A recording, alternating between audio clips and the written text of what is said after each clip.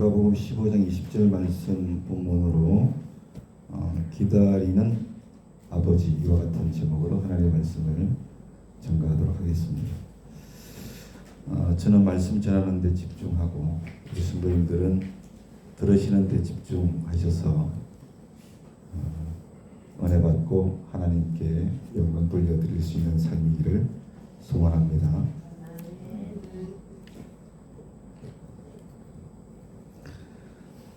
역사적으로 보면 오순절 교회는 형식적인 교회의 어떤 절기나 전통적인 교회력보다 성령 충만, 또 회개, 부흥, 말씀 중심의 신앙을 강조해 왔습니다. 그렇기 때문에 사순절을 엄격하게 지켜오지는 않았죠. 최근 들어서 타 오순절 교단을 보면 사순절의 영적인 의미를 받아들이는 그런 추세에 있는 걸로 제가 알고 있습니다. 같은 오순절 교단이지만 우리 교단은 아직 그런 추세는 아닌 것 같아요. 우리 교단도 다른 오순절 교단과 같이 부활절을 매우 중시합니다. 그런 측면에서 보면 제 개인적인 생각으로 신앙 훈련 차원에서 이 사순절 기간 동안에 형식이 아니라 정말 예수님의 십자가를 묵상하고 회개하는 그런 시간으로 갖는 것은 의미가 있다라고 생각을 합니다. 올해 사순절 기간은 지난 18일 수요일이었죠. 부터 오는 4월 4일 토요일까지입니다. 사순절 기간의 주요 절기는 크게 4가지가 있는데 핵심적인 절기는 다음 주 이제 3월 19일 주일 종려주일이 있고 또 4월 5일 부활주일이 있습니다. 그러므로 지금 우리는 사순절 기간을 지나고 있는 것이지요. 사순절의 시작을 보면 초대교회로 거슬러 올라갑니다. 초대 기독교인들은 예수님의 부활을 기념하는 부활절을 준비하기 위해서 금식하고 회개하는 그런 기간을 가졌습니다. 이러한 전통이 주후 325년 니케아 공의회를 지나면서 점차 이 교회 전체의 절기로 정리되면서 약 4세기경부터 교회가 공식적으로 사순절 기간을 정하게 되었습니다. 여러분, 사순절의 40일은 성경 속에서 여러 사건을 의미합니다. 그런 사건의 의미에서 가져올 수 있는데, 첫 번째가 예수님의 광야에서의 40일 동안의 금식 기도 하시면서 시험 받으신 사건. 두 번째는 모세가 시내산에서 40일 동안 금식했죠. 하나님을 만난 사건. 그리고 엘리야가 40일 동안 호렙산에서 거한 사건. 그리고 노아 홍수 때 40일 동안 비가 내린 그런 기간이었죠. 그래서 성경에서 보면 40이라는 숫자는 시험과 준비의 시간을 의미합니다. 사순절의 의미는 크게 3가지로 드릴 수 있을 것 같아요. 핵심적인 의미는 첫 번째는 뭐냐면 회개하는 시간입니다. 자신의 죄를 돌아보고 하나님께 돌아가는 시간입니다. 우리가 하나님 앞에서 어떻게 살았는가? 내 믿음이 형식적인 믿음은 아닌가? 이걸 깊이 돌아보는 시간이 바로 사순절의 첫 번째 의미입니다. 두 번째는 절제와 금식의 시간입니다. 초대교회 성도들은 이 기간 동안 금식하고 육식을 절제하고 오락을 절제하는 그런 절제를 통해서 욕망을 절제하면서 하나님께 집중을 했습니다. 오늘날에는 미디어를 절제하고 말을 절제하고 소비를 절제하는 것으로 실천하기도 하는 것 같아요. 세 번째 의미는 십자가를 묵상하는 그런 시간입니다. 사순절은 무엇보다도 예수님의 십자가 고난을 깊이 묵상하는 그런 절기입니다. 예수님이 왜 고난을 받으셨는가? 그 십자가와 나와는 어떤 관계가 있는지를 깊이 묵상하면서 하나님의 구원의 은혜에 감사하는 시간이라고 하는 것이죠. 그래서 정리하면 사순절은 예수님의 고난과 십자가를 깊이 묵상하면서 회개와 절제 속에서 부활을 준비하는 40일간의 신앙의 기간이다. 그렇게 말씀을 드릴 수가 있겠습니다.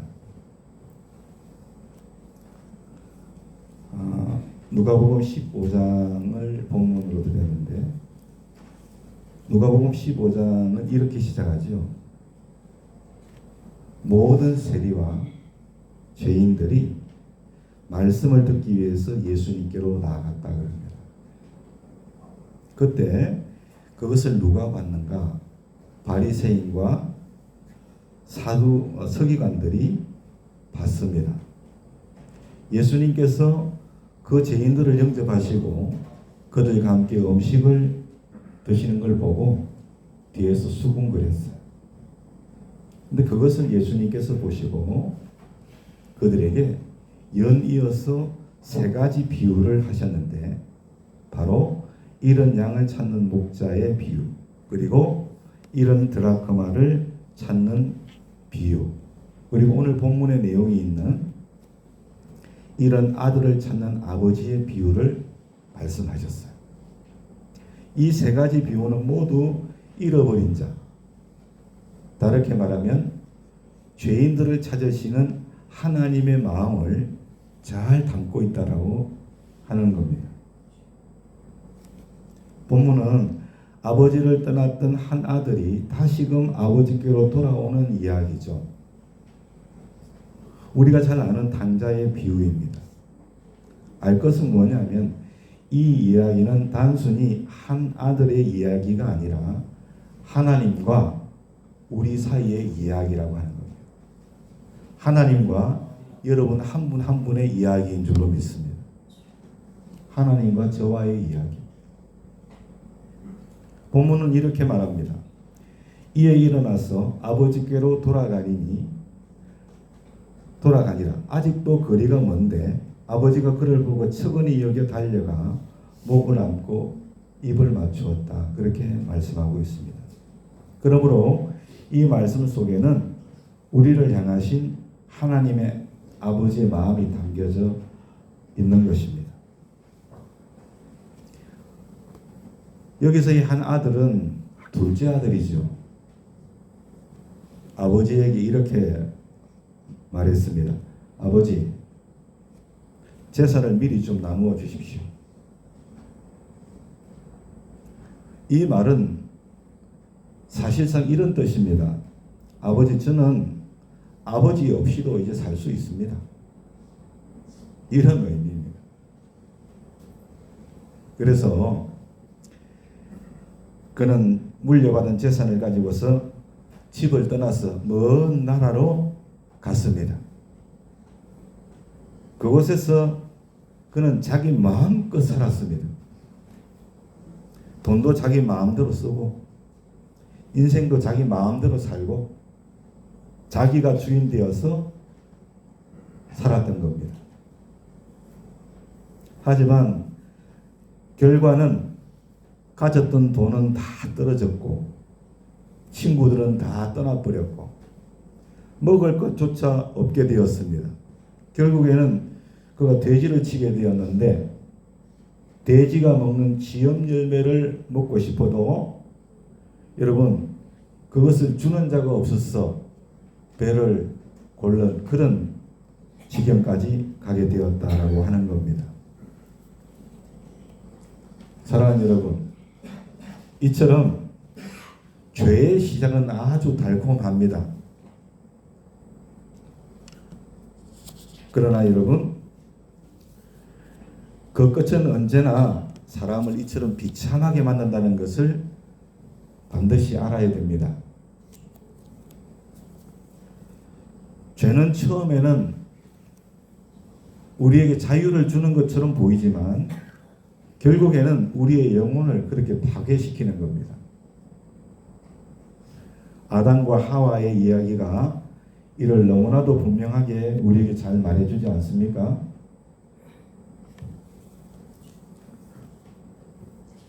여러분, 성경은 욕심이 잉태한 적 죄를 낳고 죄가 장성한 적 사망을 낳느니라 말씀하고 있습니다.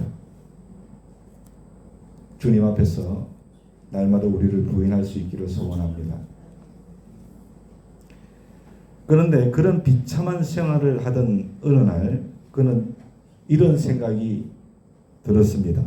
내 아버지 집에는 먹을 것이 얼마나 풍족한가.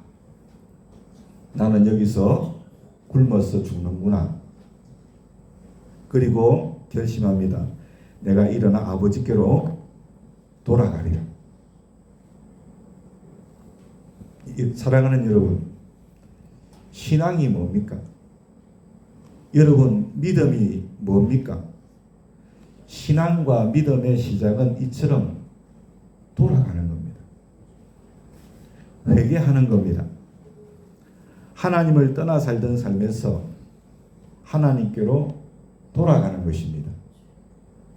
사랑하는 여러분, 오늘 이 예배를 통하여 우리 모두가 다 하나님께로 돌아갑시다. 그것이 우리의 믿음이 온전히 새롭게 되는 시작의 시간인 줄로 믿습니다. 자기의 죄를 깨닫고 죄의 자리에서 하나님 아버지께로 돌아가는 것. 성경에서 회개는 단순히 잘못을 인정하는 것이 아니라 이처럼 삶의 방향을 바꾸는 것이 진짜 회개다. 그것을 오늘 본문도 우리에게 말씀해 주고 있는 줄로 믿습니다. 오늘 교회 오기 전의 모습이 아니라 여러분, 돌아가실 때는 하나님의 사람으로 돌아가는 역사, 그것을 의미하는 줄로 믿습니다. 그런데 놀라운 장면이 나옵니다. 아직도 거리가 먼데 아버지가 그를 봤다라고 합니다. 제가 봤을 때는 그때 당시에는 안경이 없었을 것 같은데 노안이 와도 왔을 텐데 멀리 있는 아들을 봤답니다. 멀리서 거리가 먼데 아버지가 그를 봤다고 합니다. 여기서 우리는 중요한 사실을 발견하게 됩니다. 바로 아버지는 그 아들을 잊은 적이 없다는 겁니다. 한 번도 잊은 적이 없습니다. 아버지는 매일같이 그 아들이 돌아오기를 기다리고 있었다라고 한 겁니다. 그래서 그 아들을 멀리서 또 그 아들을 알아보고 그 아버지는 달려갔습니다. 사랑하는 여러분, 본문의 아직도 거리가 먼데 아버지가 그를 보고 측은히 여겨 달려가 목을 안고 입맞추니, 이 말씀에서 놀라운 장면이 뭔지 아십니까? 오늘 본문에서 아주 중요한 단어 하나가 나오는데 그게 뭐냐면 달려갔다라고 한 겁니다. 당시 유대 사회에서 나이가 많은 어른이 사람들 앞에서 달려가는 것은 거의 있을 수 없는 일이었습니다. 왜냐? 긴 옷을 걷어 올리고 달려가야 했기 때문입니다. 그러면 체면을 버리는 행동이었거든요. 그런데 그 아버지는 체면도 자존심도 다 내려놓고 그 아들에게로 달려갔다라고 하는 겁니다. 왜 그랬을까요? 아들이 너무 보고 싶었기 때문에, 아들을 너무나도 사랑했기 때문인 줄로 믿습니다. 사랑하는 여러분, 아들은 돌아오면서 이런 말을 준비했습니다. 아버지, 나는 하늘과 아버지께 죄를 지었습니다. 아들의 자격이 없습니다. 품꾼의 하나로 써 주십시오. 이 멘트를 준비를 하고 여러분 아버지께로 돌아가는데, 그런데 아버지는 그 말을 끝까지 듣지도 않았습니다. 왜냐하면 아버지에게 중요한 것은 아들의 과거가 아니고 그가 돌아왔다는 사실이었기 때문인 줄로 압니다. 그래서 그 아버지는 달려가서 두 번째로 또 놀라운 여러분 장면이 나오는데, 목을 안고 그에게 입을 맞추었다라고 합니다. 이것이 또 하나의 놀라운 장면입니다. 왜냐하면 바로 회개하고 돌아오는 아들을 향한 아버지의 용서의 표현이기 때문에, 용서의 표현. 왜냐하면 당시 유대 문화에서 입을 맞춘다, 입맞춤한다 하는 것은 완전한 용서, 회복, 가족으로 인정한다는 의미를 담고 있었기 때문에 그렇습니다. 여러분, 용서하지 않았는데 입맞춤 하겠습니까? 관계 회복되지 않았는데 입맞춤 하겠습니까? 가족으로 인정하지 않았는데 어떻게 입맞춤 하겠습니까? 아버지는 내 아들이 돌아왔다고 선언한 것인 줄로 압니다.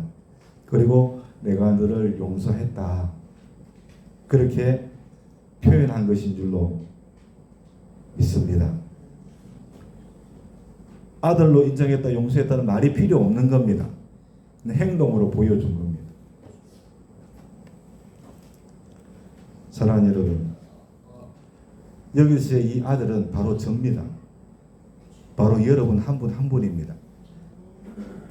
우리가 하나님께로 돌아갈 때, 죄의 자리에서 그 죄를 깨닫고 하나님께로 돌아갈 때, 하나님은 팔짱을 끼고 서 계시는 분이 아닙니다. 이제 왔느냐, 왜 이제 왔느냐 이렇게 말씀하시는 분이 아닙니다. 바로 우리에게로 달려오시는 분이죠. 성경이 그렇게 말하고 있지 않습니까? 이게 하나님의 마음이다. 죄를 회개하고 돌아오는 영혼에 대한 나의 마음이야. 그렇게 오늘 본문으로 우리에게 들려주고 계시는 줄로 믿습니다. 우리가 하나님께 한 걸음 들어가면 하나님은 우리에게 10걸음 달려오시는 줄로 믿습니다. 아들은 오늘 성경을 보면 달려갔다는 표현이 없습니다. 그는 걸어갔습니다. 그런데 그 아버지는 어땠습니까? 달려갔습니다. 아들이 한 걸음 뗄 때 아버지는 10걸음 떼는 겁니다. 그리고 입맞춤으로 죄를 용서해 주시는 분이 여러분이 아버지라고 부르는 그 하나님인 줄로 믿습니다. 오늘도 하나님은 우리에게 말씀하십니다. 돌아와라. 내가 너를 기다리고 있다. 하나님은 실수한 자를 바라보시는 분이 아니라 돌아오는 자를 기다리시는 분이라는 것을 우리가 알아야 됩니다. 그런데 여러분, 당자의 비유의 내용을 보면 사실 아들이 그 아버지에게 몇 명입니까? 2명이었습니다. 그렇죠? 우리는 보통 살펴보는 아들이 누구냐? 오늘 저도 둘째 아들 이야기를 했습니다. 보통은 둘째 아들을 생각합니다. 집 나간 아들, 아버지를 떠나서 자기가 주인 되어서 살았던, 그래서 모든 걸 다 잃고 돌아왔던 둘째 아들만 생각을 합니다. 바로 집을 떠났던 당자입니다. 그러나 또 한 사람이 있습니다. 그 아들은 큰 아들입니다. 첫째 아들입니다. 큰 아들은 집을 떠난 적이 없습니다. 아버지 곁에 늘 있었습니다. 열심히 일을 했습니다. 다시 말하면 이 둘째 아들은 교회를 떠난 적이 없습니다. 늘 하나님 곁에 있습니다. 그리고 열심히 일을 합니다. 교회 안에서. 하지만 성경을 자세히 보면 큰 아들의 마음은 아버지에게 있지 않았다라고 한 겁니다. 동생이 돌아왔을 때 큰 아들은 기뻐하지 않았습니다. 오히려 화를 냈죠. 아버지, 나는 이렇게 오래 아버지를 섬겼는데 나에게는 염소 새끼 한 마리 주지도 않았지 않습니까? 그렇게 하면서 화를 내었습니다. 큰 아들의 마음에는 아버지에 대한 사랑이 아니라 뭐가 있었습니까? 계산이 있었죠. 계산기를 두드리고 있었습니다. 사랑하는 여러분, 둘째 아들은 집을 떠난 죄인이었습니다. 그러나 큰 아들은 마음이 떠난 죄인이었음을 알아야 됩니다. 그래서 이 비유는 사실 두 부류의 사람에게 주신 말씀이죠. 하나님을 떠난 사람, 또 하나 하나님 곁에 있지만 마음이 멀어진 사람입니다. 오늘 우리에게 질문합니다. 나는 어떠한 아들입니까? 혹시 나는 하나님을 떠난 둘째 아들입니까? 아니면 교회에 다니면서 교회는 다니지만 하나님 사랑하는 마음이 식어버린 큰 아들은 아닌가? 라고 하는 겁니다. 그런데 놀라운 사실은 아버지는 둘째 아들에게만 나아간 것이 아니라 큰 아들에게도 나아갔다라고 한 겁니다. 성경은 이렇게 말합니다. 아버지가 나와서 권하였다. 큰 아들에게. 아버지는 집을 떠난 아들에게도 다가가셨고 집 안에 있지만 마음이 멀어진 아들에게도 다가가셨습니다. 이것이 바로 우리를 향하신 하나님의 사랑인 줄로 믿습니다. 사랑하는 여러분, 사순절은 우리에게 묻는 시간입니다. 스스로에게 지금 나는 어디에 있느냐? 오늘 하나님은 우리에게 말씀하십니다. 돌아오라, 내가 너를 기다리고 있다. 혹시 하나님을 떠났다면 오늘 하나님께로 돌아갑시다. 혹시 여러분의 신앙이 식었다면 오늘 다시 하나님께 가까이 나아가십시다. 우리가 하나님께 돌아가면 하나님은 우리에게로 달려오십니다. 그리고 입맞춰 주십니다. 사랑하는 여러분, 우리 모두 아버지의 집으로 돌아가는 복된 심령들이 되기를 소원합니다. 매일의 삶이 그렇기를 원합니다. 매주의 삶이 그렇게 되기를 원합니다. 할렐루야. 하나님께서 들립니까? 안 들립니까? 할렐루야.